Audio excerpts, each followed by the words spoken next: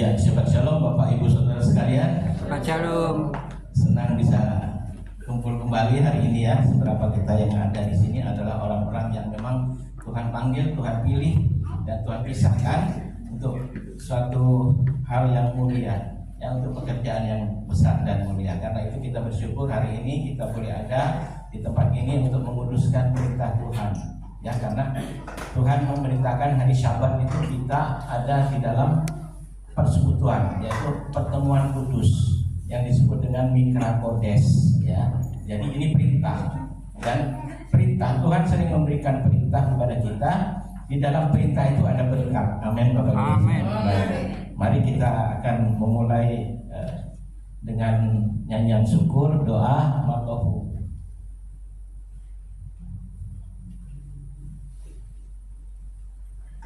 Ya, bersama-sama ya Bapak Ibu sekalian.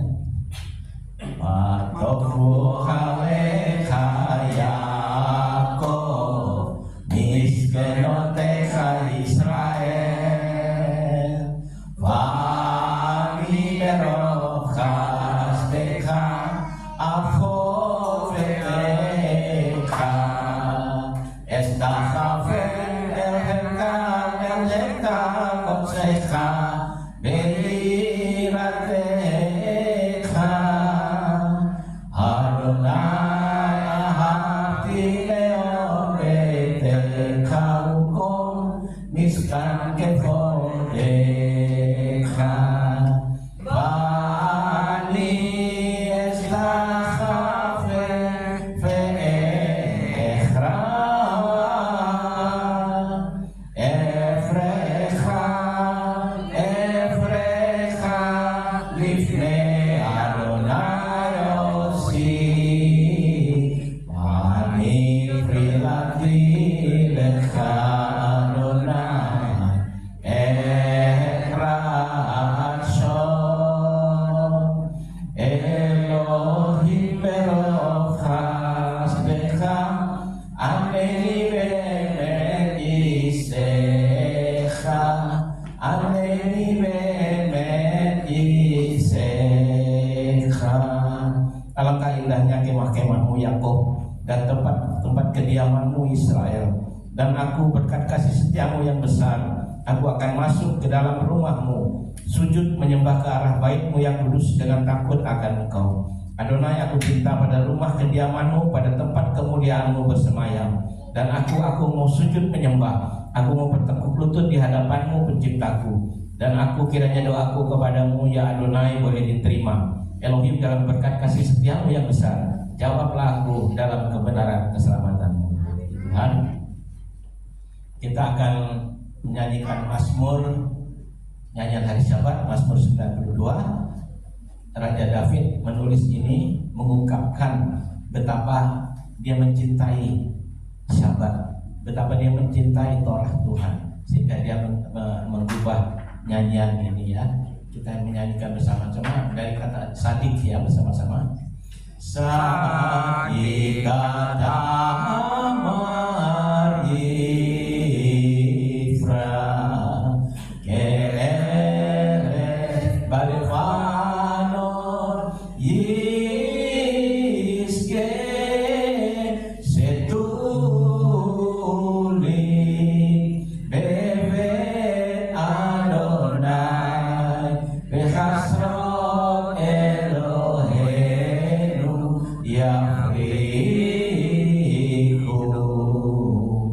Od Yenuhu Beseva Deseni Veranani Yiyu Lehagi Iasan Adonai Suri Velo Afla Tabu Velo Afla Tabu. Orang benar akan bertunas seperti pohon kurma, akan tumbuh subur seperti pohon aras di Libanon. Mereka yang ditanam di bait Adonai akan bertumbuh di pelataran Elohim kita. Pada masa tua pun mereka masih berbuah, menjadi gemuk dan segar, untuk memberitakan bahwa Adonai itu benar, bahwa Ia belum batuku dan tidak ada kecurangan padanya. Amin. Tuhan Bapak sekalian, mari kita lanjutkan dengan kita mengikrarkan Shema. Saya mengundang Bapak Ibu bangkit berdiri. Kita hadapkan hati kita kepada Bapa di surga, dan kita hadapkan wajah kita ke kota Yerusalem, kota Raja Maha Besar. Di sana dia, Yesus akan datang memerintah untuk selama-lamanya.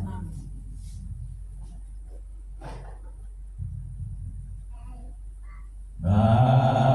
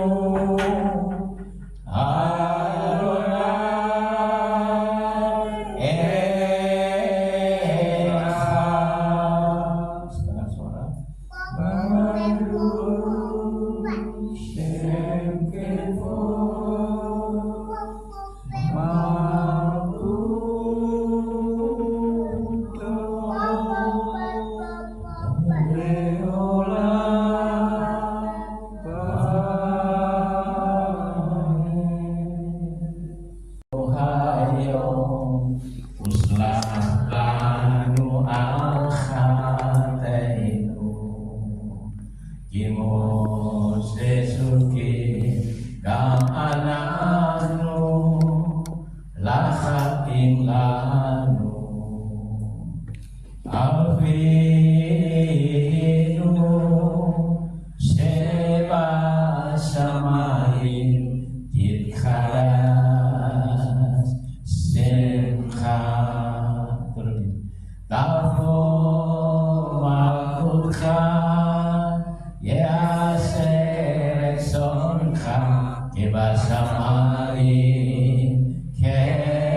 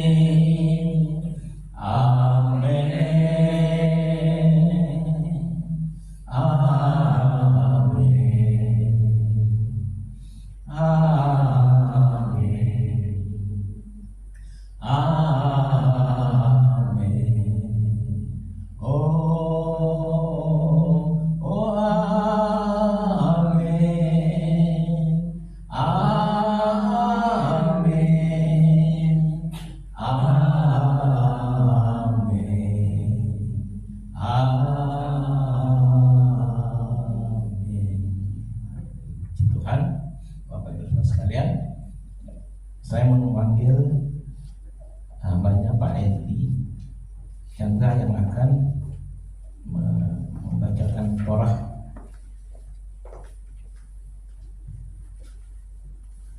Yang hari ini masuk pada parashat Bamid Devarim ya. Sebelum baca Torah, Pak Edi terima berkat Tuhan.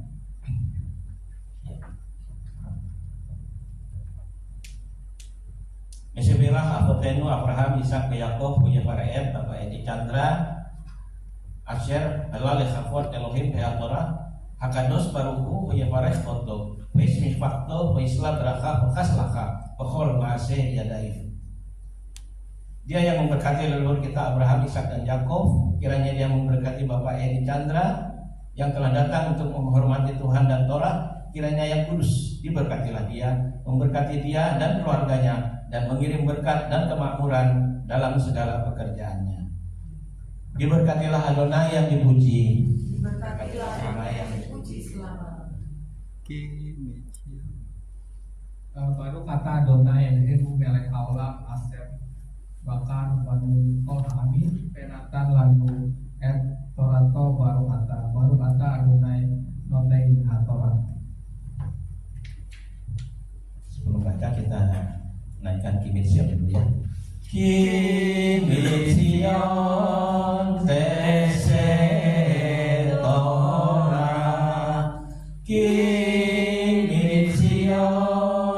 tese Torah, Udafar Adonai Mirushalayim Baru Senatan Torah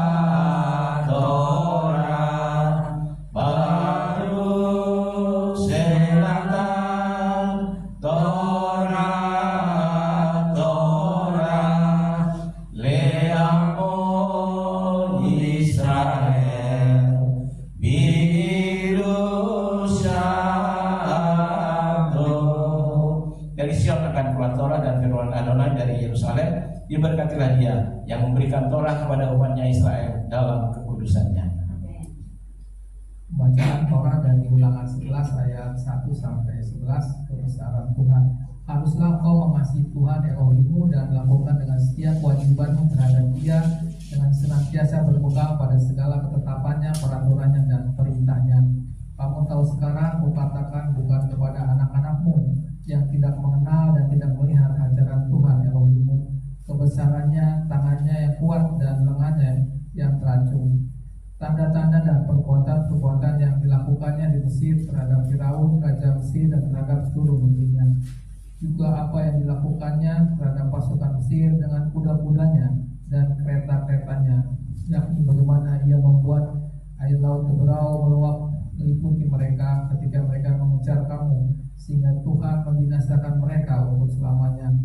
Dan apa yang dilakukannya terhadapmu di padang gurun sampai kamu tiba di tempat ini.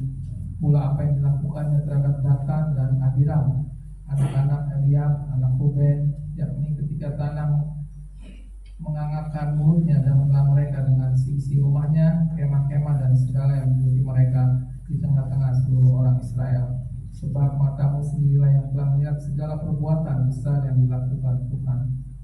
Jadi kamu harus berpegang kepada seluruh perintah yang disampaikan kepadamu pada hari ini, supaya kamu kuat untuk memasuki serta menduduki negeri kemana kamu pergi mendudukinya, dan supaya lanjut umurmu di tanah yang dijanjikan Tuhan dengan sumpah kepada nenek moyangmu untuk memberikannya kepada mereka dan kepada keturunan mereka, suatu negeri yang berlimpah-limpah susu dan madunya. Sebab negeri mana kau masuk untuk mendudukinya bukanlah negeri seperti tanah Mesir dari mana kamu keluar, dan setelah ditabur dengan benih harus kau akhiri dengan jerih payah seakan-akan kebun sayur. Tetapi negeri kemana kamu pergi untuk mendudukinya ialah negeri yang bergunung-gunung dan berlembah-lembah, yang mendapat air sebanyak hujan yang turun dari langit. Suatu negeri yang dipelihara oleh Tuhan Elohimmu, mata Tuhan Elohimmu tetap mengawasi dari awal sampai akhir tahun. Demikian pembacaan Torah. Diberkatilah Kau Adonai Elohim kami, Raja semesta alam, yang telah memberikan kami firman kebenaran dan menanamkan hidup kekal di tengah kami. Diberkatilah Kau Adonai yang memberikan perjanjiannya yang diperbaharui. Diberkatilah Kau Adonai Elohim kami, Raja semesta alam, gunung batu yang kekal, batu karang dari seluruh dunia, kebenaran dari segala zaman, yang maha kuasa, yang setia, yang mengatakan dan melakukan, yang mengucapkan dan memenuhi, karena semuanya benar dan dapat dipercaya. Engkau Adonai Elohim dan dapat percaya segala firman-Mu, tidak ada satupun dari firman-Mu yang tidak digenapi, karena Engkaulah Adonai dan Raja yang dapat dipercaya dan penuh belas kasihan. Diberkatilah Kau Adonai yang dapat dipercaya dalam segala firman. Amin. Tuhan, terima kasih Pak Edi.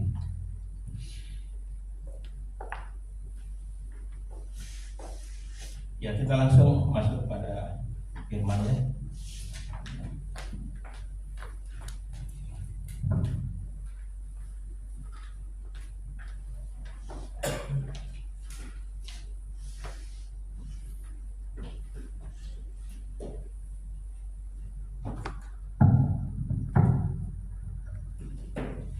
Ya, kita satu dalam doa Bapak Ibu sekalian. Bapak, kami mengucap syukur pada hari Syabat ini Tuhan, Engkau memperlengkapi kami dengan hikmat, akal budi dan firman-Mu, dan biarlah firman ini menjadi tuntunan bagi kami untuk kami berjalan di jalan-jalan orang sadis, di jalan-jalan orang benar. Kami tidak menyimpang ke kanan maupun ke kiri, hidup di dalam segala kebenaran Tuhan, dan kami boleh menjadi saksi bagi kemuliaan Bapa di surga. Kami mohon urapan-Mu turun atas setiap kami ya Bapa ketika firman-Mu disampaikan, dan biarlah firman ini menjadi kesukaan, menjadi hal yang hidup di dalam kami, dan kami boleh menghidupinya bagi kemuliaan Bapa di surga. Kami mengucap syukur Bapa. Baru kata Adonai Elohenu melech haolam asyar kedeshanu bemiswata betisfanu lasok bedifre Torah. Diberkati Engkau Adonai Elohim kami, Raja semesta alam, yang telah memerintahkan kami, menguduskan kami dengan perintah-perintahnya, dan memerintahkan kami untuk belajar Torah. Syekh Yeshua HaMashiach. Amin. Ya, Bapak Ibu saudara sekalian, kita merefresh sejenak. Sahabat yang lalu kita mendengar tentang Parasah matot mase, ya. Matot itu tongkat ya. Dan mase ini adalah journey atau perjalanan. Perjalanan dari mana, Bapak Ibu? Bukan hanya perjalanan dari seberang Laut Merah atau Berau sampai kepada Kanaan. Itu ada 42 tempat persinggahan. Tetapi sebenarnya dalam arti kehidupan kita adalah kita melakukan perjalanan keluar dari Mesir, dari pola pikir, dari kehidupan perbudakan, ya, dari budak dosa masuk ke padang gurun. Disitulah exercise, dilatih selama 40 tahun. Dia latih melihat semuanya, mengalami semuanya, dan melakukan semuanya. Di situ banyak dinamikanya sampai pada akhir di tepi Sungai Yordan mau masuk ke Kanaan, tanah perjanjian. Nah, Bapak Ibu Saudara sekalian, kita sampai di sini dulu, belum masuk ke tanah perjanjian, ya. Nah, banyak kali kehidupan di Mesir itu membentuk karakter, membentuk kehidupan seseorang, sehingga pada saat proses, pada saat ujian datang, mereka seringkali ingat ke belakang, ya, ingat di Mesir dulu, ya, apa-apa gampang, sekalipun dijadikan budak, tapi mereka lebih makanan tersedia, minuman ada, ya, bawang pre, siapa yang suka makan bawang pre, ya, itu yang jadi ingatan. Ketika mereka ada benturan, ada tekanan, ya, ada depresi, mereka ingat ke sana. Nah, Bapak Ibu Saudara sekalian, pada Parasah Devarim ini, ya, kita akan melanjutkan ini, ya. Jadi kita ini dibawa keluar. Waktu itu untuk maksud Tuhan membawa umat kepunyaannya ini keluar dari perbudakan di Mesir itu, supaya mereka beribadah kepada Tuhan di padang gurun. Mereka diajar di situ, baru kemudian Tuhan akan memberikan untuk melakukan semua perintah Tuhan itu ketika sudah ada di tanah perjanjian. Nah, kita, Bapak Ibu, gambaran kita rohani, dulu kita jadi budak dosa, ya. Terus kita sekarang menjadi hamba kebenaran, dan kita melakukan bagian kita setelah dikuduskan setelah diselamatkan melalui kurban Yesus Hamasiah, ya kan? Terus kita masuk kepada pengudusan. Tahap kedua, tahap pertama adalah justification atau dibenarkan, diselamatkan, baru masuk yang tahapan kedua, keluar dari Mesir masuk ke padang gurun, Bamidbar. Di situ dikuduskan, ya, dikuduskan ketika diberi perintah firman oleh Tuhan, yaitu di Sinai. Mereka belajar ketetapan-ketetapan Tuhan, menghidupi sampai akhirnya mereka mengerti dan mereka melakukan di tanah perjanjian. Nah, tanah perjanjian, Bapak Ibu Saudara sekalian. Jadi waktu percontohannya itu, exercise-nya itu ada di padang gurun. Di situ Tuhan sudah memerintahkan Moshe untuk membuat miskan. Miskan itu dari kata sakan, ya, sakan sekinah. Sebenarnya miskan itu dari aslinya memang ohel moed. Ohel itu kemah, moed itu pertemuan. Ohel moed jadi kemah pertemuan yang disebut dengan miskan, ya. Miskan jadi syakan sekinah. Sekinah, Tuhan hadir di situ, sekinah, ya. Nah, jadi Tuhan memang mempersiapkan bangsa ini bukan bangsa budak, tetapi bangsa yang sudah dimerdekakan dan dipersiapkan menjadi syafa, menjadi prajurit, menjadi laskar. Laskar itu kuat dan terlatih, Bapak Ibu Saudara sekalian, ya. Jadi bukan lemah, bukan bahasa sininya cemen gitu, ya, tetapi memang orang-orang yang dibentuk oleh Tuhan menjadi umat yang tangguh, ya. Yang tangguh dalam hal apa? Melakukan firman, perintah. Itu tangguh yang sebenarnya itu adalah melakukan firman, Bapak Ibu. Bukan gagah secara jasmani, ya, sebagai atlet atau apa, tetapi di dalam melakukan firman. Perkasa yang disebut dengan gefura. Gefura itu adalah kekuatan dalam melakukan firman. Ada dua kata kekuatan. Pertama, koak. Koak itu dia di milkama, di dalam peperangan. Dia kuat di dalam peperangan.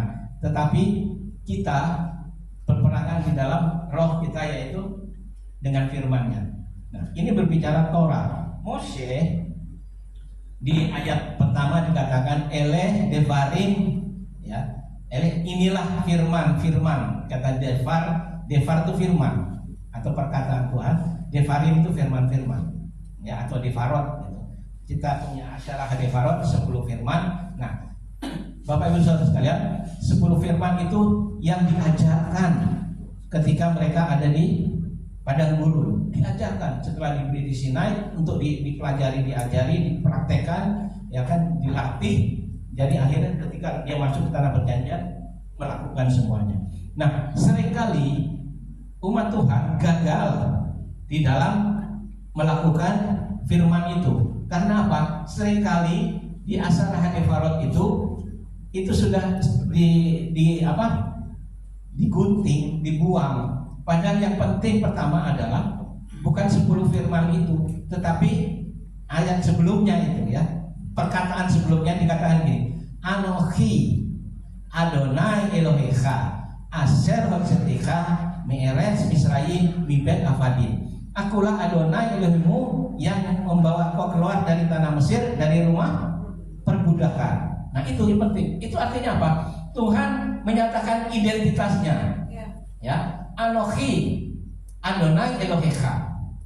Jadi ketika bangsa Israel diperintahkan oleh Tuhan untuk memperkatakan itu, mengajarkan berulang-ulang. Tadi kita sudah memperkatakan, ya, di dalam PA Hafta dikatakan mulai Vesinantam, ya. Vesinantam artinya lakukanlah berulang-ulang. Seperti orang mengasah pisau, itu gambarannya Vesinantam. Jadi berulang-ulang memperkatakan firman ini, mengajarkan, menceritakan. Mose memerintahkan di dalam Devarim ini, berkatakan kepada Mose, Tuhan bilang bahwa beritakan tentang Torah. Torah yang mana? Yang 10 tadi, ya. 10 itu Torah. Tapi Torah itu harus utuh, yaitu kita mesti tahu identitas dari Bapa yang memberikan Torah. Seringkali orang gagal memahami Torah karena dia tidak mengerti siapa Bapa itu, siapa yang memberi Torah itu. Jadi mereka menganggap Torah itu sudah enteng, dilupakan, dibatalkan, dan dibuang. Padahal itu Torah itu adalah isi hati Bapa. Ketika awal-awal kami masuk kepada pengajaran Mesianik, Bapak Ibu Saudara sekalian, kami belajar Torah terus sampai sekarang. Awal-awal merasa, waduh, Torah terus, ya, Torah terus. Ada beberapa jemaat yang nggak tahan. Aduh, kok Torah terus, katanya dia, ya kan. Akhirnya dia putus, nggak Torah-Torahan, katanya orang Jawa Tengah, ya. Nggak mau Torah-Torahan. Yang penting nama, udah, nama cukup. Padahal nama itu sebenarnya pintu gerbang, Bapak Ibu. Pintu gerbang untuk masuk ke mana? Masuk ke ruangan. Ketika pintu itu Bapak buka, itu passwordnya dengan Yahweh, nama Bapak. Nah, setelah kita masuk melalui pintu itu, pintu gerbang yang tertutup sekian lama itu, berabad-abad namanya itu dibukakan, baru kita masuk. Nah, masuk di ruangan untuk apa? Kita masuk ke sini untuk apa? Untuk beribadah. Bukan hanya untuk muter-muter tentang nama terus masih di pintu terus, nggak mau masuk di pintu aja. Dan bahkan konyolnya berpikir udah cukup di pintu aja lah, gitu, ya kan. Dan di dalam perkataan Yesua Asre, atau disebut dengan khotbah di bukit atau Torah di bukit, itu dikatakan memang bahwa Torah itu, kita lihat Matius 5 ayat 18, ya.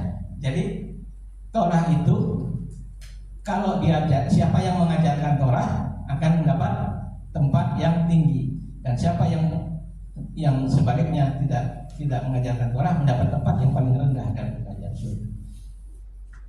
Kelihatannya orang berpikir minimalis, susah amat Torah, kita belajar Torah udah tua begini mesti belajar lagi, ya kan, udahlah cukup di nama aja. Bapak Ibu Saudara sekalian, nama memang penting. Kita mau masuk itu passwordnya, kuncinya itu masuk melalui nama. Tetapi setelah masuk kita, nah seperti tadi, masuk ke tanah Kanaan untuk apa? Untuk beribadah.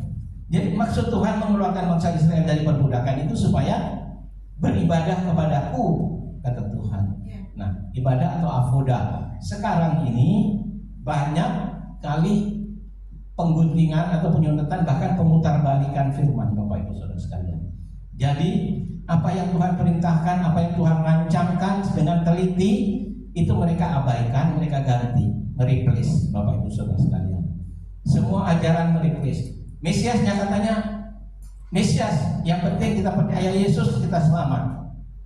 Tapi ternyata Bapak Ibu, mohon maaf, berapa tahun umur hidup kita habiskan di sana, ternyata kita belum sampai, Bapak Ibu sekalian. Jadi ternyata yang diajarkan Yesus yang mana, Bapak Ibu? Rabbi Shaul sudah mengingatkan kepada kita, hati-hati ada the another Jesus, atau Yesus yang lain, atau the others gospel, the others Injil yang lain. Nah, itu yang kita pelajari, Bapak Ibu sekalian. Ya, di STT, di seminari yang diajarkan itu, Bapak Ibu sekalian. Selama umur hidup kita habiskan bagian itu, kita sangat sedikit dapat porsi tentang Torah. Padahal Torah itu inti dari pengajaran. Torah itu adalah gospel, Injil yang paling penuh dan lengkap. Kemarin saya katakan bahwa Sabat dan 7 hari raya itu adalah Injil yang paling murni. Nah, kalau ada gereja yang menolak Sabat, menolak Torah hari raya, itu perlu dipertanyakan siapa yang diajarkan. Ya, apa ajarannya? Gitu. Selama ini ternyata Yesus yang diajarkan itu di gereja-gereja yang kita dengar sekian puluh tahun, ternyata tidak cocok dengan yang ada di Alkitab. Sangat tidak cocok, Bapak Ibu sekalian. Semua pribadinya yang penting, bukan karena namanya ya, tapi pribadinya. Pribadi itu yang Tuhan berikan itu adalah gambarannya itu di dalam Torah. Nah, kata kemarin saya sampaikan tentang menggenapi Torah, memberi tafsir yang benar, yang jelas tentang Torah. Ya, yang paling tepat itu Torah yang paling penuh dan lengkap dan yang sempurna itu adalah Sabat. Nah, Sabat itu saya bilang pekanan ya. Sabat hari ini, hari ke-7 ini ya, itu Sabat siklus pekanan mingguan, weekly. Kemudian ada Sabat tahunan, yaitu 7 hari raya. Nah, ini Bapak Ibu, siklus ini harus kita ikuti semua. Baru setelah itu ada Sabat 7 tahunan, Sabat tanah. Kemudian yang terbesar Yovel adalah Sabat 50 tahunan. Nah, ini yang suruh ajarkan di dalam Devarim ini, Bapak Ibu saudara sekalian. Di dalam kitab Devarim ini Tuhan memerintahkan Mose untuk menceritakan kepada anak-anak. Di sinantang devaneka, ya kan? Diajarkan terus berulang-ulang kepada anak-anaknya ketika duduk, ketika berbaring, ketika bangkit, kita berjalan. Itu harus disampaikan. Supaya apa? Supaya anak-anak ini ngerti, nyambung dengan kehidupan orang tua sebelumnya. Orang tua yang generasi yang kemarin itu lahir di padang gurun itu masuk ke tanah perjanjian. Tetapi yang usia yang lahir di Mesir itu tidak ada yang masuk kecuali 2 orang. Siapa? Yehosua dan Kaleb. Nah, betapa tragisnya Bapak Ibu saudara sekalian. Karena itu supaya nyambung, Tuhan berikan Devarim ini, firman-firman ini atau Torah ini. Di ayat ke-5 Tuhan bilang Torah. Coba kita lihat di bilangan tadi 1 ayat yang ke-5 itu berbicara tentang Ulangan 1 ayat 5 itu. Di seberang sungai Yordan di tanah Moab mulailah Mose menguraikan Torah. Ini katanya, Adonai Elohim kita telah berfirman kepada kita di Horeb, di Sinai, demikian telah cukup lama kamu tinggal di gunung ini, majulah, berangkatlah, pergilah ke pegunungan orang Amori dan kepada semua tetangga mereka di Araba Yordan, di pegunungan di dekat daerah bukit di tanah Negev dan di tepi pantai laut, yakni negeri yang orang Kanaan, dan ke gunung Lebanon sampai Efrat, sampai sungai besar itu. Nah, Ini penting Bapak Ibu Saudara sekalian. Jadi diceritakanlah. Ini kan bahasa tutur ya. Bahasa tutur dari ayah menceritakan kepada anak-anaknya. Nah, apa bahan yang harus diceritakan? Ini Torah, dikatakan Torah. Di sini ditulis hukum Torah. Lalu itu Torah. Torah itu pada instansi pertama itu pengajaran. Ya. Torah itu bukan hukum. Tetapi di pikiran kita, oh Torah itu hukum. Maka Torah dibuat jadi di breakdown jadi 3. Oh itu hukum pertama, hukum seremonial, ya itu sudah tidak berlaku karena bait suci sudah nggak ada, ya kan.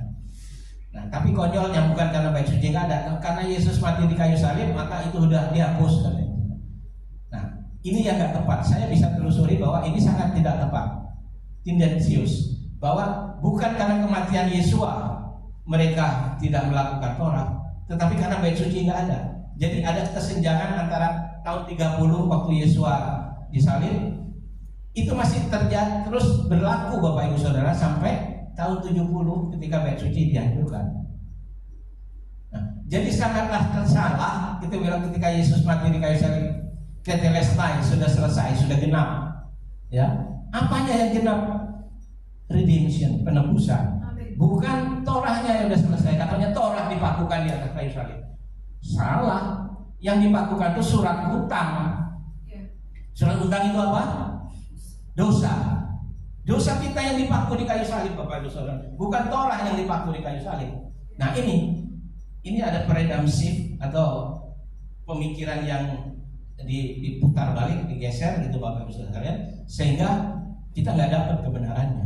Selama ini kita dengar seperti itu. Oh Torah dibatalkan. Jelas di sini ada ayatnya. Efesus 2 ayat 15. Dengan matinya sebagai manusia, ia telah membatalkan hukum Torah dan segala ketetapannya. Coba, akan membatalkan hukum Torah dan segala ketetapannya. Padahal Matius 5 ayat 17 sampai 20 itu satu iota, yot huruf terkecil di dalam huruf Ibrani itu yot begitu saja.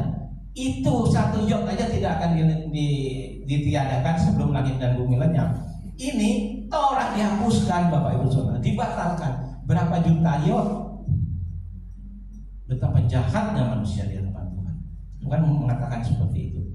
Pantaslah kalau di dalam Matius 7 ayat 23 dikatakan, aku tidak mengenal engkau, nyala engkau dari hadapanku, engkau sekalian pembuat kejahatan. Dengan kata itu dikatakan pembuat kejahatan itu sesuatu yang permisif. Oh mana saya nggak berbuat jahat kok, saya malah berbuat baik kok, melakukan mujizat, menyembuhkan orang, ya kan segala macam. Tapi itu Tuhan bilang itu I never know you, saya tidak pernah mengenal engkau. Depart from me, you are make iniquity, itu yang pembuat kejahatan. Tetapi sebenarnya kata pembuat kejahatan kalau kita lihat di dalam naskah aslinya itu pakai kata anomian. Anomian, itu tanpa, nomian itu nomos. Nomian itu orang yang tanpa Torah atau anti Torah. Itu yang dihardik oleh Yesua. Tidak peduli prestasi kita seperti apa hebatnya. Bahkan mungkin kita bisa menghidupkan orang mati barangkali ya. Tapi Tuhan enggak, yang mau Tuhan melakukan Torah itu Bapak. Maka dia wanti-wanti Bapak Saudara. Nah sekarang tempat tertinggi di dalam kerajaan surga. Wah, tempat tertinggi. Kita minimalis aja lah. Yang penting di emperan nggak apa-apa. Yang penting masuk surga. Siapa bilang Bapak? Tempat terendah di dalam kerajaan surga itu kalau Bapak lihat di sistem kerajaan, ya kerajaan yang monarki itu di dalam lingkup kerajaan itu ada ruang yang paling rendah, paling dalam di bawah tanah itu adalah penjara. Kalau kita tarik ini benar itu ternyata Tuhan bukan tempat yang paling rendah, nggak apa-apa di emperan. Siapa bilang saudara? Itu di tempat paling bawah itu penjara yang paling dalam. Tuhan perhatikan, karena Torah ini isi hati Bapa. Makanya suruh ajarkan turun temurun. Ya, coba kita baca di dalam Yosua 1 ayat 8. Ada pesan Tuhan. Dimulai dengan Lo yamus sefer hatorah. Janganlah lupa memperkatakan kitab Torah. Ayat 8 coba. Janganlah engkau lupa memperkatakan kitab Taurat ini, tetapi renungkanlah itu siang dan malam, supaya engkau bertindak hati-hati sesuai dengan segala yang tertulis di dalamnya. Sebab dengan demikian perjalananmu akan berhasil dan engkau akan beruntung. Hoki, saudara. Melakukan Taurat itu hoki, ada beruntung, saudara. Ya. Sehingga kita rugi, ya. Kita bahasa Jawanya sipun gitu ya, rugi gitu ya. Tapi justru kita beruntung. Beruntung Bapak Ibu sekalian. Karena itu Tuhan memerintahkan supaya Mose menyampaikan kepada umat Tuhan bahwa menceritakan, jadi tidak terputus Bapak Ibu sekalian. Supaya generasi yang ada nanti tidak lupa kacang, lupa kulit, apa kulit yang lupa kacang. Jadi supaya tidak terulang lagi pemberontakan itu, supaya tidak terulang lagi kehidupan yang menyakiti hati Tuhan, ya kan? Sampai dikatakan bangsa yang terkungkung, ya ular beludak dan segala macam. Karena lack of information, terputus informasinya. Karena itu suruh ceritakan. Tuhan bilang ceritakan kepada anak-anak terus menerus. Apa itu Torah? Torah bukan yang lain. Torah itu Injil. Nah, waktu itu kan belum ada Torah katanya. Waktu di Mesir kan belum ada Torah. Pikirnya pada Torah itu sudah diberikan oleh Tuhan kepada Abraham. Bahkan bukan hanya Torah, Injil pun diberikan kepada Abraham. Coba. Nah, itulah yang diajarkan oleh Tuhan. Tuntunan hidup kudus. Torah itu adalah sanctification atau pengudusan. Kita dikuduskan, kita dipisahkan. Kata kudus, kados itu terpisah Bapak Ibu sekalian. Terpisah dari sistem dunianya, terpisah dari dosa. Nah, sekarang kita melihat di pokok pembicaraan kita tentang hari ini. Sabat ini disebut sabat Chason atau vision atau profesi atau nubuatan, penglihatan, ya. Nah, sabat ini melihat tentang apa? Nanti tanggal 9 Av itu ada sesuatu yang terjadi, ya. Itu sudah dinubuatkan bahwa akhirnya ternyata 9 Av itu terjadi hal-hal yang buruk. Penghancuran bait suci pertama tadi ditulis 586 sebelum Masehi. Tapi sebelumnya itu bangsa Israel pun sudah ditawan oleh Asyur tahun 700 sebelum Masehi. Itu orang-orang yang dari utara itu, Israel utara itu ditaklukkan, ditawan, dibawa ke Asyur, Syria, ya, Syria. Nah, tahun 700 sebelum Masehi. Kemudian tahun 586 ditaklukkan lagi oleh Nebukadnezar dari Babel dan ditawanlah masuk pada pembuangan di sana. Nah, tahun 586 Bapak Ibu Saudara sekalian. Nah, kemudian mereka yang ditawan di situ kembali. Lalu kenapa? Why? Jadi pertanyaannya, kenapa kok hal-hal buruk itu terjadi pada tanggal 9 Av? Ya, bait suci pertama dihancurkan, bait suci Salomo dihancurkan. Bait suci yang kedua tahun 70 dihancurkan. Sebelumnya itu dihancurkan. Terus kenapa? Rupanya tanggal 9 Av itu bangsa Israel yang diperintahkan Tuhan supaya menyeberang ke Kanaan itu masuk ke sana. Mereka nggak mau. Mereka tinggal di Araba Yordan, di tepi Sungai Yordan. Ada yang pernah datang ke sana? Belum ya? Kalau belum nanti bareng sama saya. Ayo, Pak Agus Wicaksana, selamat datang. Jadi mereka nggak mau nyebrang ke sana, Bapak Ibu Saudara sekalian. Ternyata itu tanggal 9 Av juga. Nah, kemudian terjadi lagi beberapa banyak, ada 7 atau berapa, 9 atau berapa ya, saya pernah ingat. Itu hal-hal yang buruk terjadi pada 9 Av.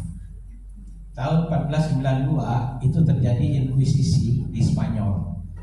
Nah, inkuisisi di Spanyol itu tanggal 9 Av juga. Bangsa umat Israel diusir keluar dari Spanyol. Itu ribuan, bahkan mungkin puluhan ribu, ratusan ribu, banyak lah.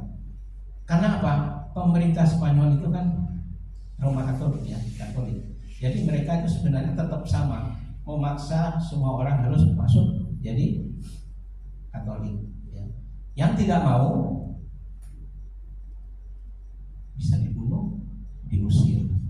Nah itu yang terjadi. Nah Inkuisisi itu dari Spanyol itu, pengusiran besar-besaran itu tahun 1492 yang sebelum Inkuisisi.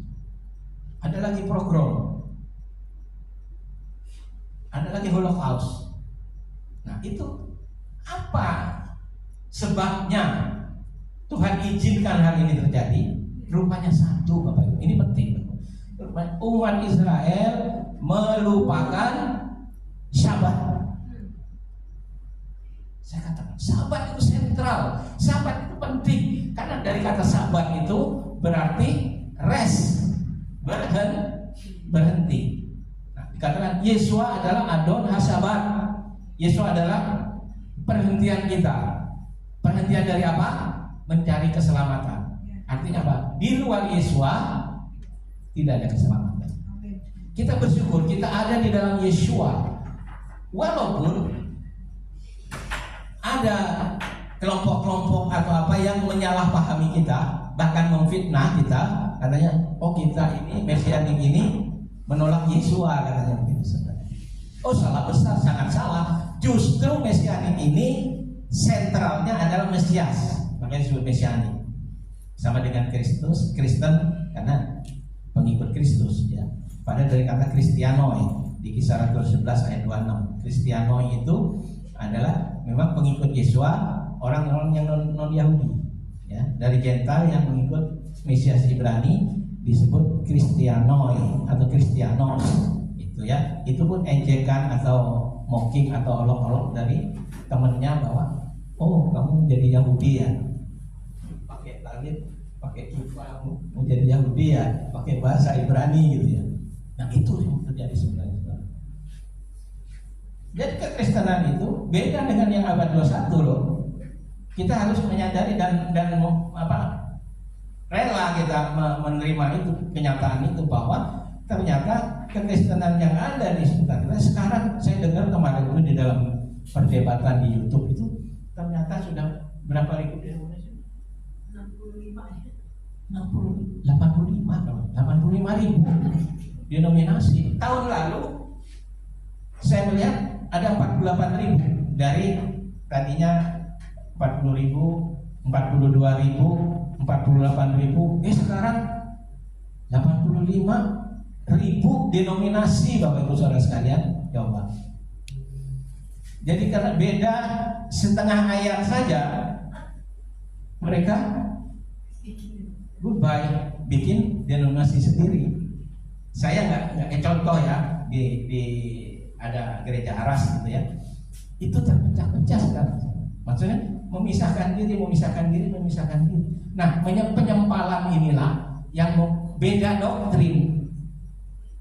Bukan cuma kadang beda satu ayat, beda setengah ayat pun mereka goodbye kibar bendera sendiri, Bapak Ibu. Bikin sendiri. Nah, itu yang terjadi. Begitu luar biasa, apalagi di era sekarang, justru era digital atau era medsos ini informasi sangat gampang. Ya. Kita lihat di Indonesia sangat gampang. Ada orang yang dari kelompok kecil sendiri gitu ya, dia memisahkan diri dari gerejanya, dia di medsos dia bikin seolah-olah, terus dia kibar bendera sendiri. Ya. Nah, Bapak Ibu Saudara sekalian, dasar atau alasan Tuhan mengizinkan kehancuran, penderitaan bagi umatnya itu karena Sabat. Nah, Sabat ini kalau kita rinci lagi, bukan hanya Sabat itu, tetapi siapa Sabat itu? Siapa? Yesua. Nah, anti Yesua inilah yang terjadi sehingga bait suci kedua itu hancur, yang disebut dengan Sinat Kinam. Sinat Kinam itu artinya baseless hatred. Jadi kebencian yang tanpa dasar. Dia bilang, pokoknya karena dia Yahudi. Loh, kenapa salah? Pokoknya dia Yahudi. Dibenci, dimusuhin. Seperti itu yang terjadi di sini ya. Pemain bola aja mau datang ke sini, heboh Bapak Ibu sana. Karena apa? Jadi Yahudi. Merugikan nggak? Enggak, pokoknya Pak. Karena dia Yahudi. Nah ini yang disebut dengan sinar kinam. Lawan dari sinar kinam kita harus tumbuhkan apa? Ahafat kinam. Kasih. Yang tadi dibenci kita menjadi kasih. Kasih kepada umat yang Tuhan pilih. Umat yang Tuhan pilih itu sebagai alat peraga hidup, Bapak Ibu. 40 tahun di padang gurun Bamidbar itu apa? Dia sebagai peraga. Ya. Dalam hal ini kita perlu mereka untuk bagaimana sahabat, bagaimana Torah, bagaimana firman, bagaimana Mesias itu. Yang selama ini Mesias yang dijual, Mesias yang bukan dari kitab suci. Saya katakan bukan dari kitab suci. Bukan karena namanya ya, tapi pribadinya beda, Bapak Ibu sekalian. Dan ajarannya beda sama sekali. Yesus tidak pernah membatalkan Torah. Dia mengatakan satu iota pun tidak akan ditiadakan. Lalu muncul ayat-ayat yang dipelintir sedemikian rupa, misalnya di dalam Lukas 16 ayat 16, Bapak Ibu ingat ya, 16 Lukas itu kitab Taurat dan kitab para nabi berlaku sampai Yohanes Pembaptis. Sejak itu ini udah expired ya, udah kadaluarsa. Coba. Padahal tidak demikian ya. Ayat 17-nya coba. Tetapi dikatakan sesungguhnya atau gimana ya? Satu iota pun tidak akan ditiadakan dari hukum Taurat sebelum langit dan bumi ternyata. Coba. Ayat 16 dengan ayat 17 seru sekali saudara pertentangannya. Torah menjadi kebencian. Pada Torah itu ahafat, kasih Bapa kepada umatnya sehingga dia memberikan Torah. Torah itu ahafat, kasih, tetapi dibenci, ditolak, dibuang, dibatalkan, diantepin gitu kan. Ada di sini tapi dibiarin aja lah, dibawa kemana-mana ada kok tetap. Tapi dia nggak sampai diharamkan baca bukan. Tapi itu ada spirit, ada ini roh yang menolak Torah itu. Yaitu karena sinar kinam itu. Nah, Bapak Ibu Saudara sekalian, ini ada kisah seputar sahabat Khason ini ya. Ada seorang Arab berjalan naik kota, ketemu Rabi Bon ini atau Rabi Abin ini sedang membajak. Lalu dia bilang, Pak Rabi, buka itunya, bajak apa sapinya lepaskan gitu ya, lembunya untuk membajak. Kenapa? Hari ini bait suci hancur, ya kan? Tanggal 9 Av. Lalu si Rabi bilang, ya, tanggal ini bait suci hancur, Mesias lahir. Nah, ada ajaran, Mesias lahir tanggal 9 Av. Gitu.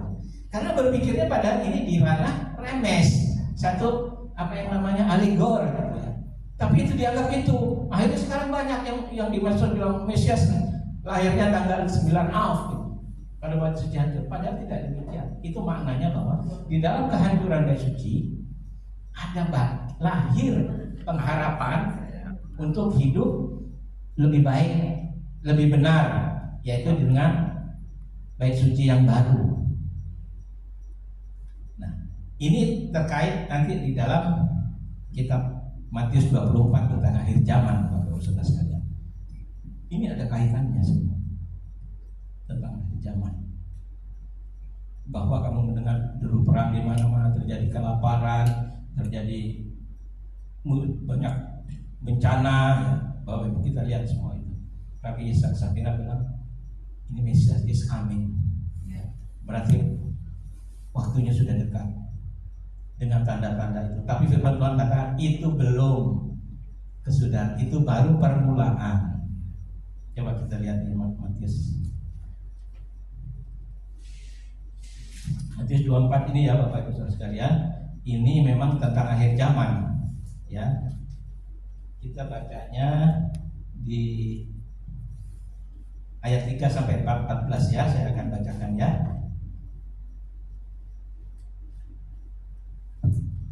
Ketika Yesus duduk di atas bukit Zaitun, datanglah murid-muridnya kepadanya untuk bercakap-cakap sendirian dengan dia.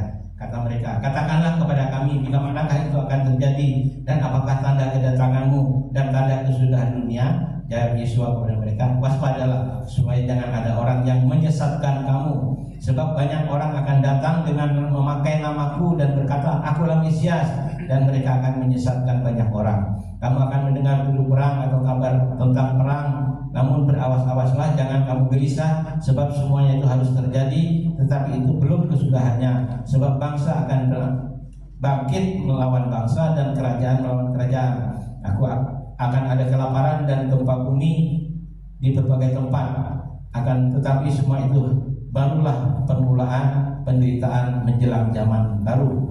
Pada waktu itu kamu akan diserahkan supaya disiksa, dan kamu akan dibunuh dan akan dibenci semua bangsa oleh karena namaku, dan banyak orang akan murtad dan mereka akan saling menyerahkan dan saling membenci. Banyak nabi palsu akan muncul dan menyesatkan banyak orang, dan karena makin bertambahnya kedurhakaan, maka kasih kebanyakan orang menjadi dingin, tetapi orang yang bertahan sampai pada kesudahannya akan selamat. Dan Injil kerajaan ini akan diberitakan di seluruh dunia menjadi kesaksian bagi semua bangsa, sesudah itu baru tiba kesudahannya. Injil kerajaan atau yang disebut dengan Besorah Hageullah, Injil penebusan, ini akan diberitakan, dan ini sudah terjadi, dan ini sudah sampai di Bekasi, Bapak Ibu. Amin. Ya. Besorah Hamasya atau Besorah Hageullah, Injil penebusan, Injil keselamatan. Ini sudah disampaikan, kebenaran sudah yang ada sesuai dengan kitab suci. Selama itu kan ternyata kitab sucinya, walaupun kitab suci ini diterjemahkan demikian rupa sehingga kita membacanya, kita membenarkan, oh iya ini benar, padahal ini tidak benar. Saya tetap pakai ini kitab suci, tetapi saya tahu baik soal nama, baik yang lebih dalam lagi, yang lebih penting lagi adalah soal pengajarannya. Nah, itu Bapak Ibu Saudara sekalian. Nah, kembali kepada tadi si orang Arab bilang Mesias lahir, apa? Bait suci dihancurkan, kamu lepaskan itu sapinya itu ya, jangan membajak lagi gitu ya kan, karena Mesias lahir. Nah, dia berpikir Mesias lahir itu artinya akan datang, Mesias itu dia akan membawa bait sucinya. Jadi dunia ini belum akan berlalu sebelum bait suci itu ada. Nah, bait suci ada, itu ada beberapa tafsiran bahwa orang Yahudi memahami Mesiaslah yang akan membawa bait sucinya dari surga, atau yang akan membangun Mesias menjadi bait suci. Penting bait suci itu apa? Tadi sekinah, ada sekinah, sahan, miskan, itu ada kehadiran Tuhan di sana. Bukan kita mengkultuskan bangunan bait suci atau apa, tetapi itu ketetapan Tuhan, itu blueprintnya dari Tuhan yang Dia berikan kepada kita ketika diproyeksikan ya. Ingat kemarin ini diproyeksikan, apa yang ada di sana bisa terjadi di sini. Yang ada di sana blueprintnya itu bisa dilihat di sini. Di bumi itu apa sistem bait suci? Itu bait suci itu siapa? Yesua. Jadi bait suci itu Yesua. Hancurkan bait suci, di dalam 3 hari aku akan membangun kembali. Nah, Yesua menyerahkan nyawanya, 3 hari kemudian dia bangkit. Artinya bangun lagi, dibangun kembali. Nah, itu arti sebenarnya. Seringkali kita melihat secara literal saja, surface saja, yang itu pesat ya, di dalam hermeneutik pesat ya, pesat aja yang literal yang ada di permukaan. Padahal di bawah itu di dalam ada lagi read between line yang disebut dengan alegoris, yang itu remes. Nah, ini bahasa remes, bahasa bukan bahasa jasmani. Bait suci hancur, Mesias lahir, itu bukan secara jasmani tetapi secara rohani. Nah, demikian Bapak Ibu Saudara sekalian, kita berdoa supaya nanti waktu tanggal 9 Agustus jatuhnya 12 Desember, Agustus ini ya 12-13, jadi 12 petang malam sudah masuk 13. Nah itu bangsa Israel berpuasa 24 jam. Lalu kita mau ikut-ikutan puasa boleh, nggak dilarang, atau sebaliknya apakah kita harus? Juga tidak. Nah itulah kita melihat perspektif. Jadi kita nggak melihat satu sisi saja secara jasmani. Oh, orang Yahudi kita akan ikut ajaran dari mereka, melakukan ini kita lakukan, boleh, bagus. Ya. Yom Kippur memang berhubungan sentralnya itu perayaan yang paling solemn, yang paling besar bagi mereka, itu mereka berpuasa dan kita melakukan, kita ikut. Saudara. Salah? Enggak. Diharuskan? Juga tidak. Tetapi ketika kita diajar, kita mengerti, kita paham, kita lakukan. Jadi kita melakukan apa yang kita ngerti, saudara. Bukan kita melakukan yang tidak ngerti ikut-ikutan aja. Bahasa Inggrisnya rubuh-rubuh gedang. Ya.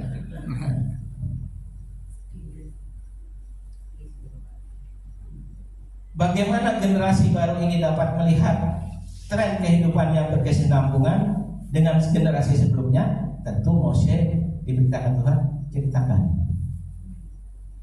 katakan, sampaikan supaya nyambung, generasi ini nyambung. Diceritakan dulu waktu di Mesir terjadi begini. Waktu awal-awal di Mesir mereka masih hebat, waktu itu Yakub datang, waktu itu Yosef jadi raja muda di situ, mereka segan, mereka memberi tempat yang baik kepada orang Ibrani ini, memberi tempat di Goshen, ya, yang berlimpah segala macam. Tapi begitu tahun-tahun, puluhan tahun, akhirnya sampai 400-an tahun, tapi masa itu 320 tahun itu sudah mereka semua sudah lupa kepada Yosef, udah lupa. Jadi maka mereka dari mulai kalau status tanah itu punya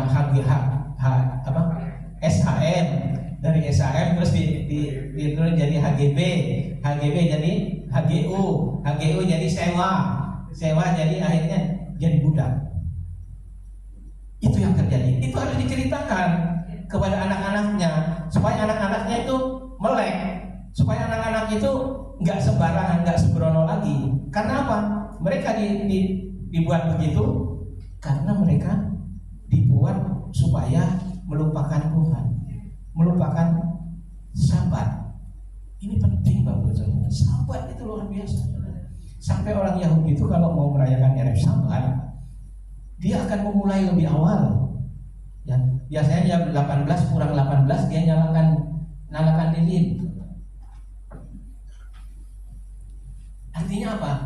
Merindukan, sangat merindukan. Udah, bahkan sebelum hari Jumat, hari Kamis saja sudah mengatakan Sabat Shalom. Istri saya protes, ini masih belum Sabtu, dia bilang. Iya, belum Jumat, tradisi itu di sana. Kan setelah hari Rabu itu, hari Kamis, Jumat, Sabtu itu boleh. Itu apa? Ekspresi dari menyambut serisut, semangat, kadima.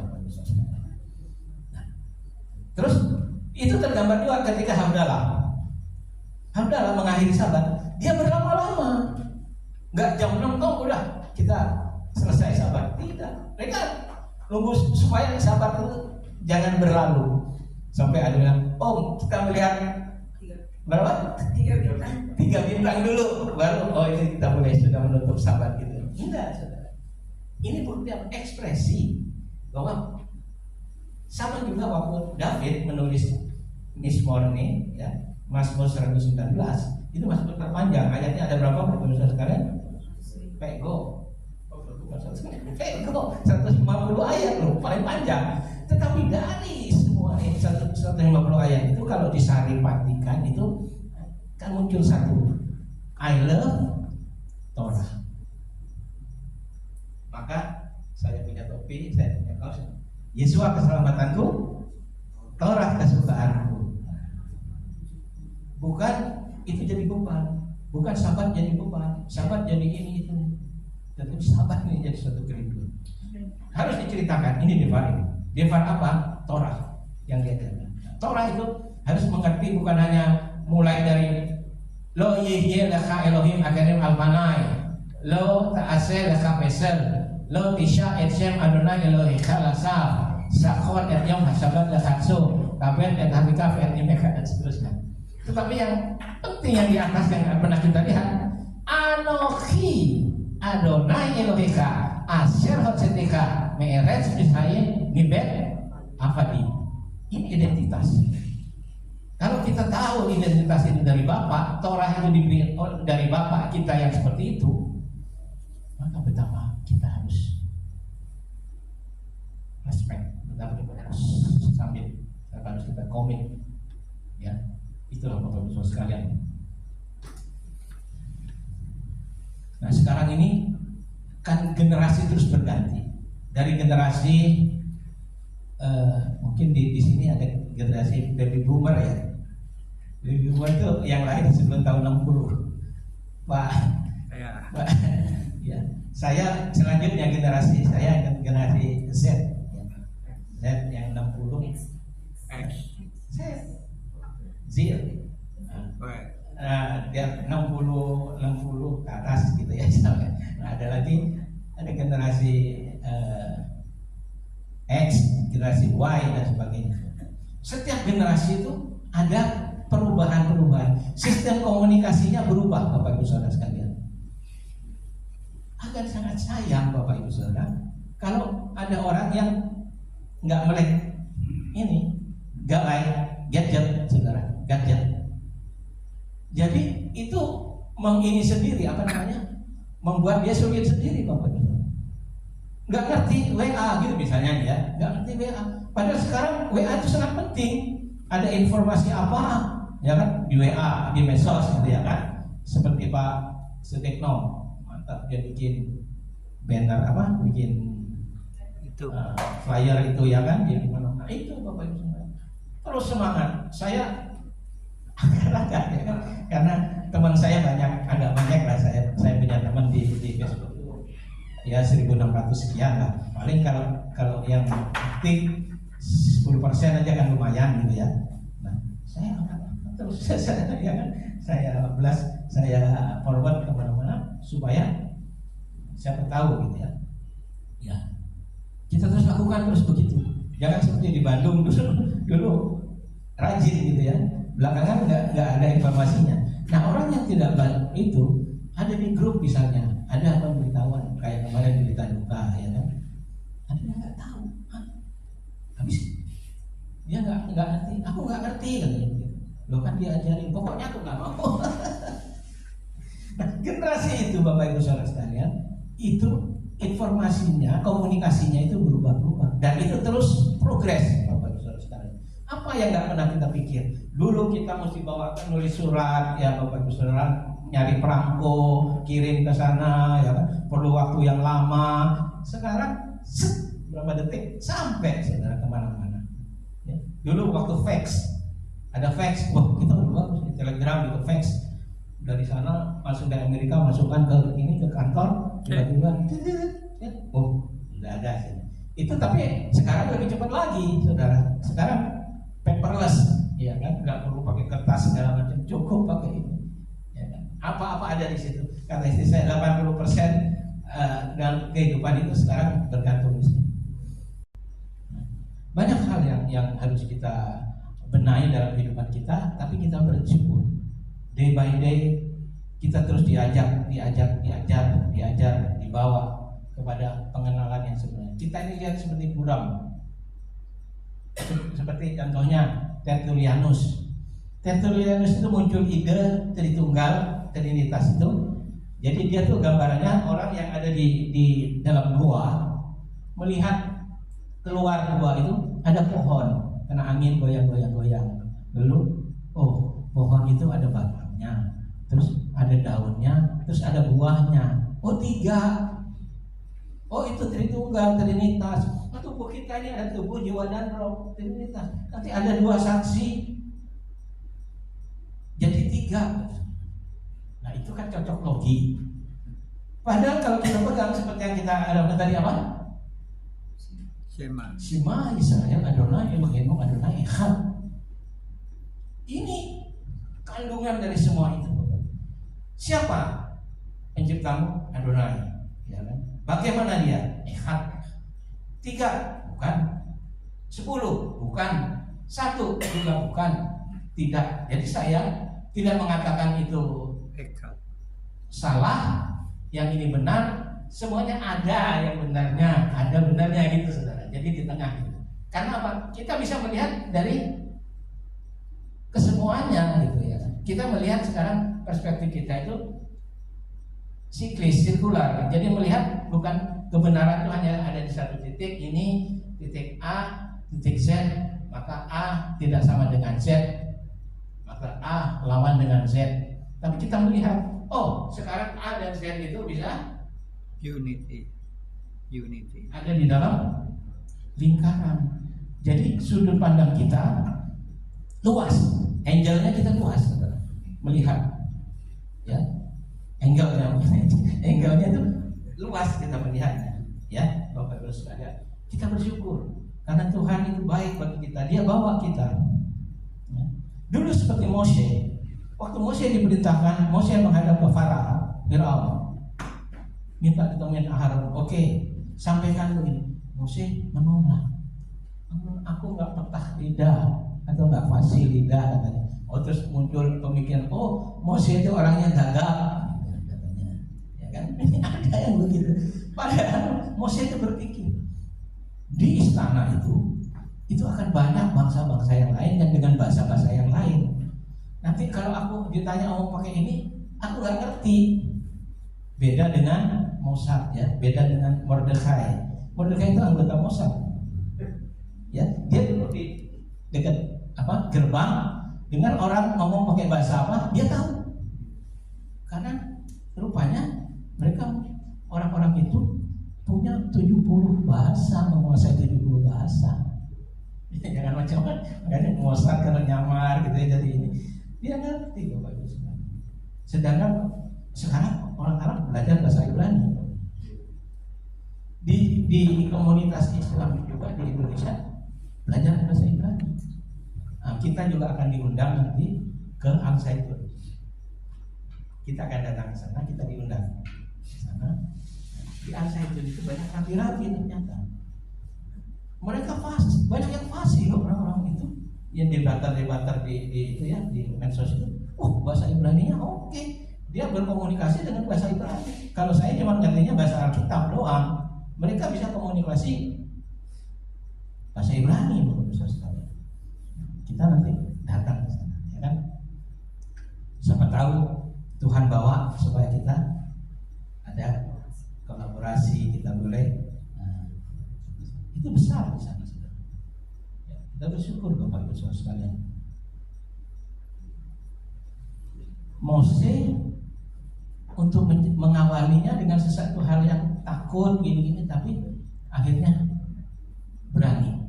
Dan ketika dia berani, walaupun konsekuensinya besar, dia harus diusir, dia harus lari menyelamatkan diri.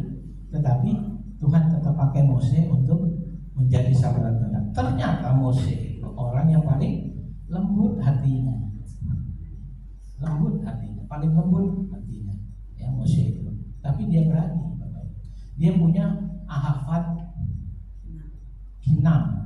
Ketika lihat orang Ibrani dianiaya, ya kan, Mose diam, dikubur. Nah, akhirnya ketahuan. Kamu yang kemarin, kamu mau menguburkan kami juga. Mose, ketahuan, kabur. Gitu. Terakhir kita baca di dalam Haftarah, ya, Haftarah Yesaya 1, Bapak Ibu Saudara sekalian. Yesaya 1 ini memang berbicara juga paralel dengan Matius tadi, Bapak Ibu Saudara sekalian.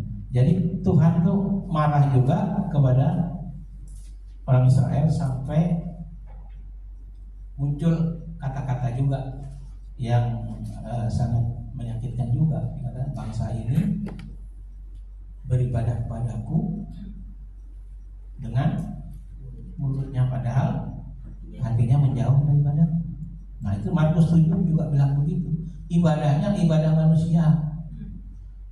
Avodanya avodah Sarah. Api asing, Sarah. Dia bawa api asing. Jadi apa yang Tuhan tetapkan, Tuhan atur begini-begini, dia ganti semua, dia rubah semua, dia kacaukan semua. Ini salah, ini salah, ini salah. Yesaya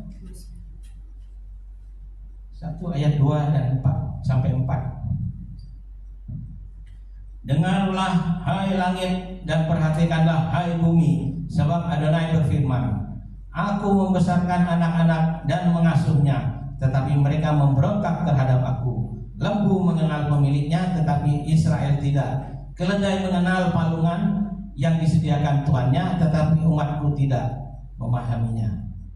Celakalah bangsa yang berdosa, kaum yang syarat dengan kesalahan, keturunan yang jahat, anak-anak yang berlaku buruk.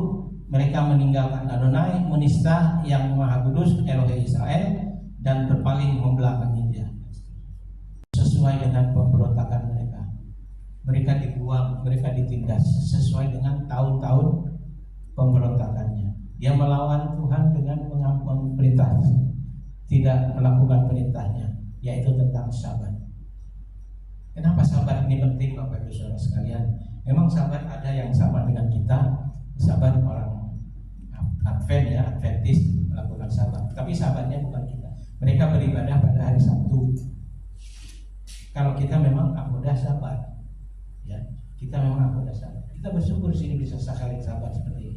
Walaupun tidak banyak. Dulu banyak terus berkurang. Tapi kita berdoa supaya mereka akan datang lagi. Amin. Amin. Tetap semangat. Kadima, Seresut. Katakan. Kadima. Seresut. Amin. Maju terus. Ya. Tuhan memberkati kita. Ini cukup waktunya ya. Masih. Saya masih memberi kesempatan Bapak Ibu yang mau bertanya atau mau, ini masih ada 20 menit. Mau bertanya atau mau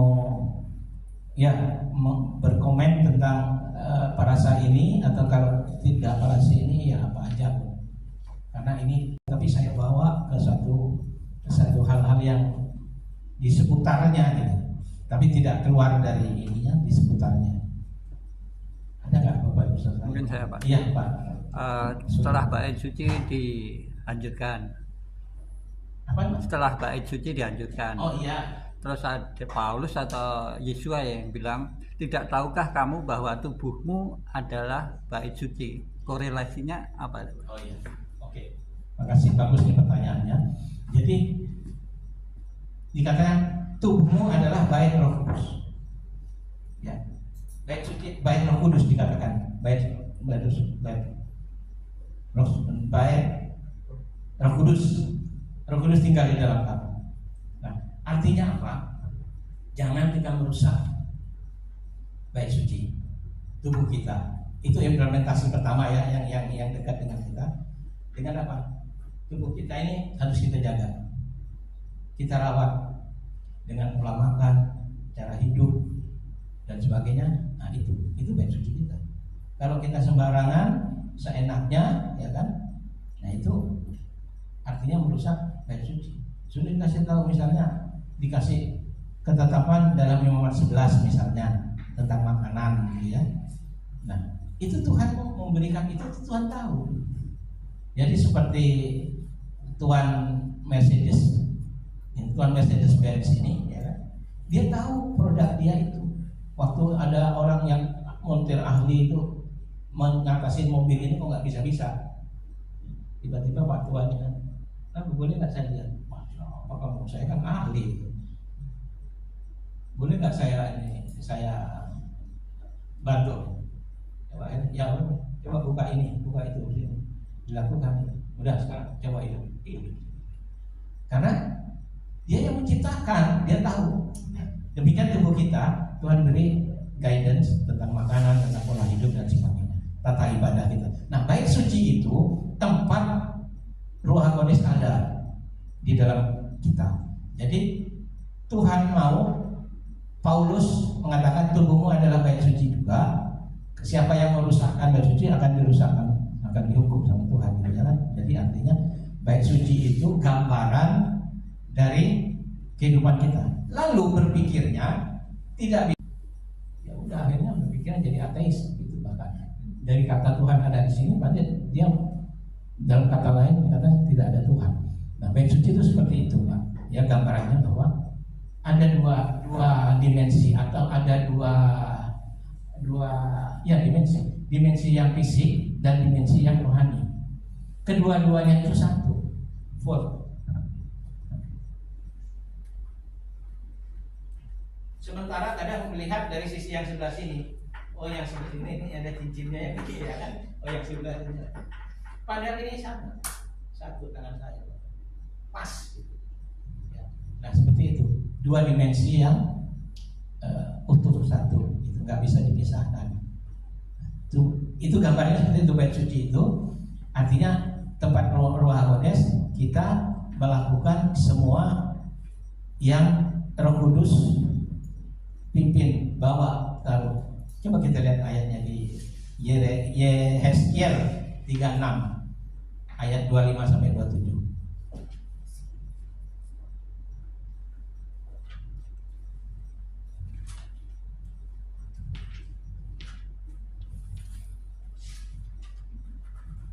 Ada yang bisa bantu saya?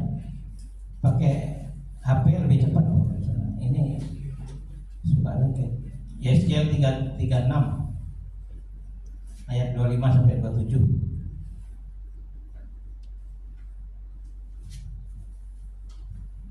Ada nggak? Kalau nggak, saya yang baca. Ya, Pak Jefferson Ponto, silakan. Yeskel 36 ayat 25 ya. Ya, sampai 27. Kemudian aku akan memercikkan air yang jernih atasmu, dan kamu akan menjadi tahir. Aku akan membersihkan kamu dari segala kenajisanmu dan dari segala berhalamu.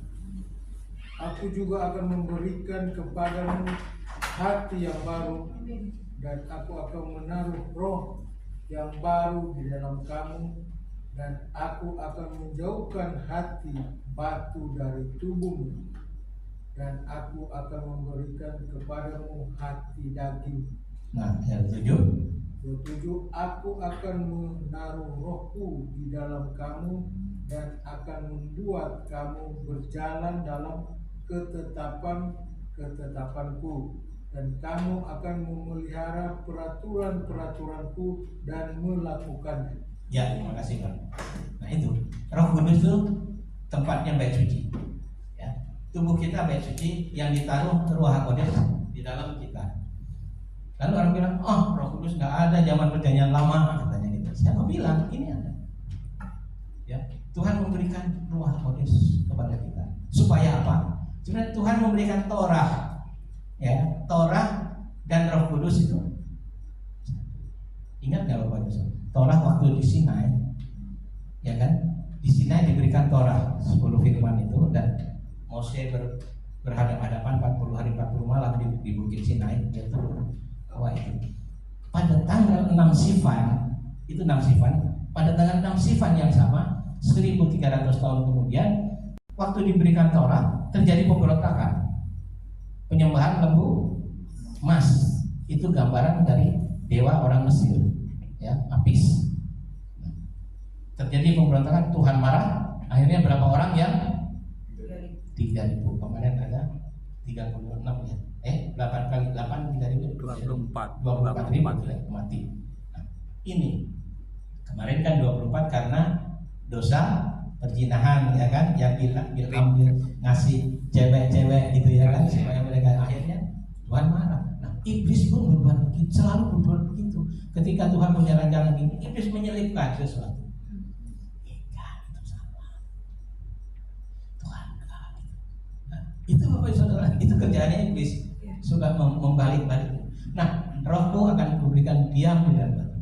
Ruach HaKodes yang sama, waktu itu terjadi pemberontakan, tetapi waktu di Sinai, waktu di Yerusalem, tepat pada tanggal 6 Sivan juga terjadi pencurahan Ruach HaKodes dan 3.000 orang bertobat dibaptis setelah mendengar syiur atau pengajaran dari Simon Kefa. Impas. Jadi Ruh Kudusnya sama. Itu Torah diberikan diiringi oleh malakim, suara-suara, shofar dan segala macam. Itu malaikat dan Ruh Kudus. Di sini Ruh Kudus sama. Cuma Iblis bilang, itu lain. Yang ini kita mau yang ini, nggak mau yang itu. Padahal ini dan itu terus nggak bisa dipisahkan. Begitu. Ya Pak? Oke. Ada lagi Bapak Ibu? Ya. Ya. Shalom Pak. Tadi Sama kayak kalau mahyom itu kan nggak kelihatan, atau kartu itu nggak kelihatan dari atas. Kalau kartu ada yang bisa nembus itu oke. Tapi kalau yang ini kan undi nggak bisa. Undi dibuat demikian rupa, diambil dengan tangan pasti dapat khatam atau YOW. Ya. Nah setelah itu yang ini pasti asasel. Itu setelah didapat undian kambing ini bawa datang sini dia ambil. Oh ini asasel, ini asasel. Tapi ini khatam atau YOW. Ya ini kambing. Ini yang misalnya YOW atau khatam itu diseling. Nah, tapi yang asasel tentu otomatis lepas di gurun, dilepas ke padang gurun. Sebelumnya diikat tali kirmisi, pita merah kirmisi, dihalau ke padang gurun sampai akhirnya mati, diikutin oleh imam. Ketika mati didapati ternyata pita itu sudah menjadi pudar, putih. Nah itu tadi ayat Yesaya 1 ayat 8 itu 18. Itu yang kisahnya ayat ini. Mujizat Asasel itu kan mujizat Asaselnya dari yang merah kirmisi jadi putih ketika dia mati. Nah itu Yesua pun ketika Yesua mati itu menghapus dosa kita, bukan menghapus Torah, ya, bukan menghapus bait suci, tidak. Nah sejarah mencatat 40 tahun sebelum bait suci hancur, mujizat Asasel tidak terjadi lagi. Artinya apa? Yesua ketika menyerahkan nyawanya, tirai bait suci terbelah dua. Itu sudah sejak saat itu tidak terjadi lagi mujizat Asasel itu. Tapi bait suci tetap melakukan fungsinya, melakukan kegiatannya. Hari-hari raya, Pesak, apa semua, Yom Kippur terutama itu semua berpusat di bait suci. Dan itu ada. Contohnya misalkan Rabi Shaul, aku harus tiba di sana sebelum puasa. Hari puasa orang Yahudi sudah dekat gitu ya. Itu puasa itu apa? Itu hanya Yom Kippur. Jadi puasa Yom Kippur artinya apa? Ya itu tetap berlaku, tetap ada kurban itu, Pesak tetap ada di situ. Ya, jadi bukan karena Yesus mati di kayu salib terus sekarang udah nggak perlu lagi kurban. Tidak. Tapi memang kurban itu sebenarnya mencaci supaya kita masuk kepada kepemilikan Mesias. Sama juga dengan waktu kita dibaptis, kita mikve ke dalam Yesua. Ya, kita mikve ke dalam Yesua. Jadi kita jadi milik Yesua. Tadi kita milik hamba dosa, sekarang jadi hamba kebenaran di dalam Yesua. Nah, gitu Pak. Jadi bait suci itu sebenarnya tidak demikian. Yang diajarkan orang bahwa ketika Yesus mati di kayu salib sudah selesai, tidak perlu korban lagi. Ternyata tetap 40 tahun tetap. Artinya bukan itu kan? Artinya bait sucinya yang tidak ada. Nah sekarang kenapa bait suci nggak ada hancur? Ya Tuhan yang mengapprove, ya kan, mengizinkan itu terjadi. Karena apa? Sinat Kinam tadi.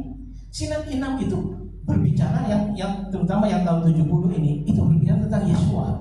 Karena orang-orang Yahudi itu melawan Yesua, menolak Yesua. Padahal Yesua itu yang datang dari Bapa, firman Bapa yang jadi manusia. Ya. Bukan seperti tuduhan orang-orang itu, Mesianik sekarang udah menolak Yesua. No, sangat salah. Tidak. Ya, seperti itu ya Pak Tono ya. Dan nanti bait suci ada, kurban jalan lagi. Jadi bait sucinya. Bait suci itu memang sentralnya kehadiran Tuhan. Dan semua beribadah melakukan itu, sistem itu. Dan apakah itu salah? Enggak, itu kan Tuhan punya. Memang Tuhan perintahkan. Ya dia nggak pernah salah karena dia merancangkan semua ketika manusia jatuh dalam dosa. Sejak saat itulah Tuhan sudah langsung membuat sembelih, ambil kulitnya, pakai menutupi ketelanjangan Adam dan Hawa itu, ya kan? Nah itu ada korban dan harus darah. Kenapa korban darah? Kenapa si Kain tidak mempersembahkan darah tapi dia buah-buahan hasil apa dia nggak diterima? Habel yang diterima karena itu yang sesuai dengan blueprintnya Tuhan, perintahnya Tuhan, ketetapannya Tuhan. Ya kan tadi kamu akan melakukan ketetapanku, peraturan-peraturanku, ketetapanku itu cooking, peraturan-peraturan itu mispating dan melakukan miswat perintah. Nah itu. Ada lagi ini tinggal setengah menit. Cukup ya Bapak Ibu Saudara sekalian. Jadi kesimpulannya apa potensi dibangun kembali ada ya? Ada. Dan tadi orang Yahudi kan punya pemikiran Mesias akan bawa kain sucinya turun ke surga. Itu pengertian pemahaman mereka. Ada yang Mesias yang membangun. Jadi dia datang dulu, dia bangun kain sucinya, dia tegakkan lagi imamat korban ya. Nah, terus ada yang orang Yahudi yang bangun sendiri gitu ya kan. Terus kan ada waktu 3,5 tahun lah ya. Itu upacara-upacara itu dihentikan. Nah itu kan waktu itu memang, nah ini kan ada di Revelation atau di Wahyu ya, nubuatan gitu ya, nubuatan. Memang itu akan terjadi nubuatan itu yang diberikan oleh Tuhan. Itu masih 7 masa ya, 3,5 masa. Nah, itu waktu bait suci itu sudah dibangun. Nah, yang berdiri di itu adalah pembinasa keji, yang itu anti Hamasya atau anti Kris itu, yang dia mengaku sebagai Mesias di situ dan meminta penyembahan dari umat. Nah, saat itulah Mesias datang. Jadi sudah ada dulu Mesias datang. Ada tafsiran begitu kan, ada pre-tribulation, mid-tribulation dan post-tribulation. Ya, masa kesukaran itu udah 7 tahun dibagi jadi pre, mid dan post gitu ya kan. Nah, pada ini kurban pada pertengahan itu kurban disingkirkan gitu deh yang terus. Nah, itu memang ada gambaran atau ada revelation, ada tadi khason tadi ya, penglihatan atau nubuatan. Nah, tapi artinya memang masa kesulitan itu ya kita nggak ngerti seperti apa persisnya, tapi nanti juga akan terjadi seperti itu Pak, bahwa nanti Mesias palsu akan datang di situ mengaku ini baru Mesias yang benar gitu. Atau Mesias yang benar itu disingkirkan, ada konspirasi lagi gitu ya kan, yang kudus itu disingkirkan dulu ya kan, semua ini sistemnya di stop sistem korbannya karena pemerintahan antikris itu gitu. Nah itu nanti subjek tersendiri ya, biar nanti Tuhan kasih hikmat tersendiri yang begitu. Tapi artinya seperti itu ya, begitu Pak Edi. Oke. Kita satu dalam doa.